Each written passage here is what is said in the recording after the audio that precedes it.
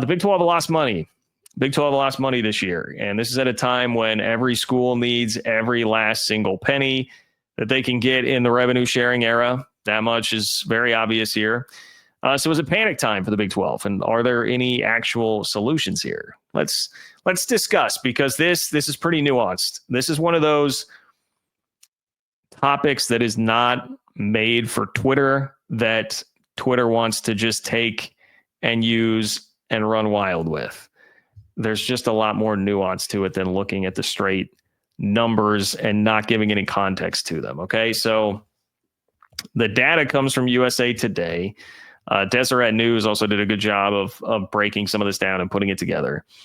But there are actually three, if we're going to go still Power 5 and include the Pac-12 in this for now, 3 of the 5 conferences saw a decline in revenue for the first time in more than a decade, according to the USA Today data, on a school-by-school basis, excluding the 4 new universities, which all receive payouts of $20 million. So that's still your UCF, Houston, BYU, Cincinnati.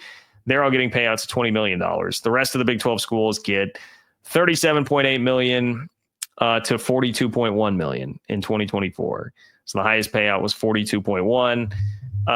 The ACC's payouts were $43 to $46 million. So the Big 12 was fourth there. Basically, the Pac-12 is very weird because Washington State and Oregon State made more than the ACC and Big 12 individual payouts, but that's because they're getting this like war chest basically stocked up, right? And then everybody else, like the departing schools, your Oregon and Washingtons of the world, they made less money because they had to pay into that war chest. So the Pac-12's financials are all very weird. But for all intents and purposes, what you're looking at here is saying, well, the Big 12 was actually last here. Barely, but last in terms of payout per school. The expectation is, according to USA Today, that revenue will increase for the conference in 2025.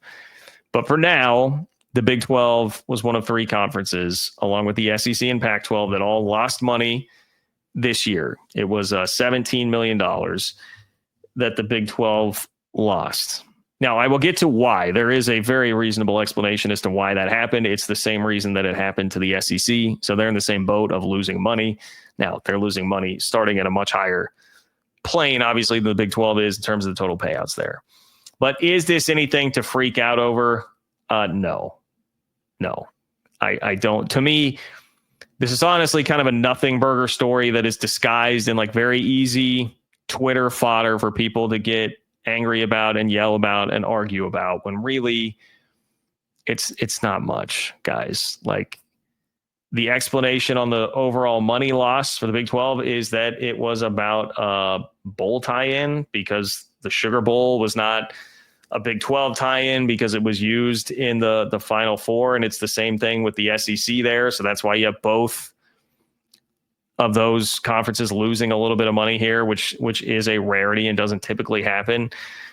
So that's really not a big story. And if you want to say, well, hey, the Big 12 is last in the Power 4 pecking order here, that is definitely a problem when it comes to money.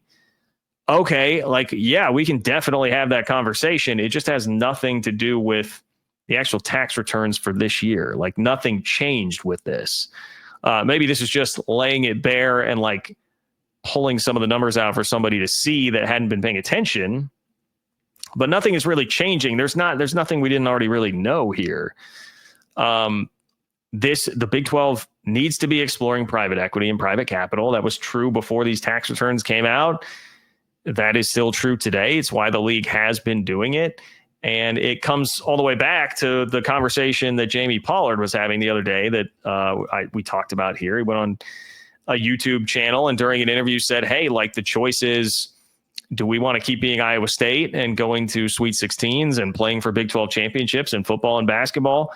Or do we want to be Northern Iowa? Because if we don't get creative to either have the university subsidize us or have students pay more in athletic fees, if we don't get creative and do any of that, that's what's going to happen. Like, we will just turn into Northern Iowa. That's the choice. So these are tough times financially. Like, these schools are having to figure all of this out, and you're probably going to have to get creative to find some way over the long term to bring in more money, whether you want to call it revenue or whatever.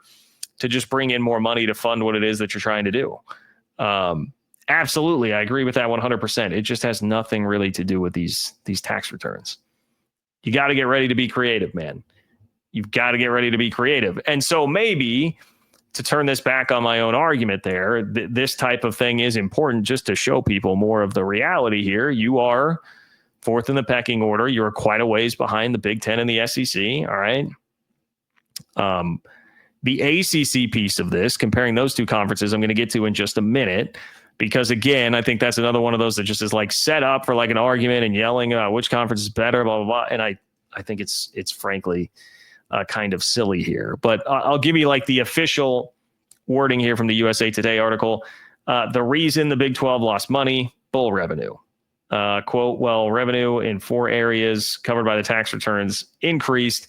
Its bowl revenue dropped from just over $157 million in fiscal year 2023 to $110.6 million in 2024.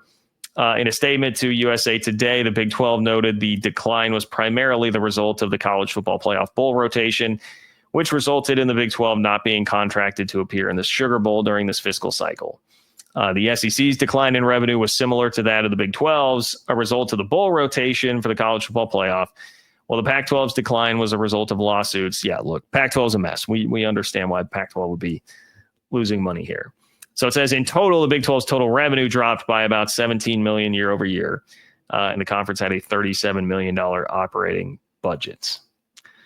So, yeah, I would just reinforce here. Are there long-term money problems facing the Big 12, the ACC, and, frankly, kind of everybody? Trying to find the money for revenue sharing is just going to be easier for some. But are there problems for some schools that are going to have it? Yes. They're going to be real problems for schools in the ACC that once the brand initiative kicks in and once the success initiative kicks in and they're making $7 million less per year than they were before, it will be even harder for them. So there are a lot of schools that are going to have this problem. It just didn't change with the release of these tax returns. There's nothing major. This little bowl game thing is not something that's a sign of like a bigger problem directly to that. The big problems already existed. They were already there. Okay. All right. As far as the ACC piece of it, Bob, I see you. I'm going to get to your super chats in just a moment. Let me finish off the ACC piece of this. Okay.